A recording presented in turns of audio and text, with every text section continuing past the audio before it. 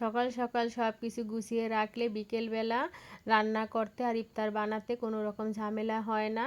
সুন্দর মতো আস্তে আস্তে ঠান্ডা মাথায় সব কিছু করা যায়। এজন্য আমি সকাল সকাল ঘুম থেকে উঠে ঘরের কিছু কাজকর্ম সেরে তারপরে সকাল সকালেই ইফতারিতে যা যা বানাবো সব কিছু রেডি করে নিই। আমি পেঁয়াজু বানানোর জন্য ডালের মাঝে যা যা লাগবে সব কিছু দিয়ে ডাল বেটে তারপর রেডি করে নিয়েছি, বেগুন কেটে নিয়েছি। আর সাহারির জন্য যা যা রান্না করব সব কিছু আমি সকাল সকালেই রেডি করে নিই, তাহলে বিকেলবেলা রান্না করতে আমার কাছে অনেক সুবিধা হয়। তাই এই জন্য আমি সকাল সকালে সব কিছু রেডি করে নিয়েছি। দুপুরে গোসল করে নামাজ কালাম শেষ করে তারপর আমি রান্না করতে চলে আসছি। আমি 2 চুলায় রান্না বসিয়ে দিয়েছি। এক চুলায় দুধ জাল করতে বসিয়ে দিয়েছি, আর এক চুলায় ডাল বসিয়ে দিয়েছি। আমি এক এক করে প্রথমে সাহারির জন্য রান্না করে নিছি।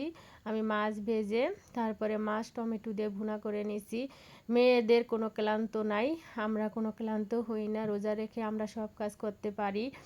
আমাদের রান্না করা ইফতার বানানো সবই আমাদের রোজা রাখার পরও করতে হয়।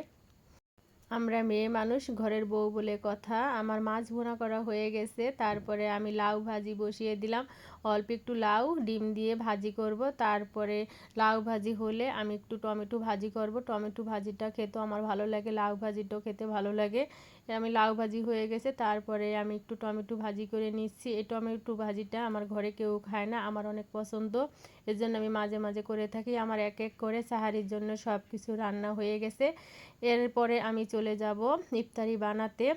আমি এখন ইফতারিগুলো বানিয়ে নিব। তারপরে আমি আজকে সাহারির জন্য ডাল রান্না করেছি, মাছ ভুনা করেছি, টমেটো ভাজি আর লাউ ভাজি করেছি, ভাত রান্না করেছি, দুধও জাল করে নিয়েছি।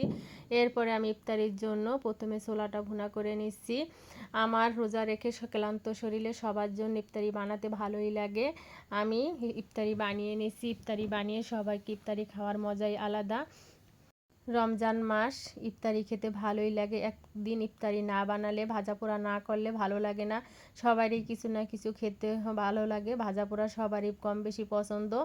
আমি ছোলা ভুনা করার পরে পেঁয়াজু ভেজে তারপরে বেগুনি বানাতে চলে আসছি। ইফতারি শেষ করে একটু মার্কেটে গিয়েছিলাম হাজব্যান্ডকে নিয়ে। সবাই ভালো থাকবেন, আল্লাহ হাফেজ।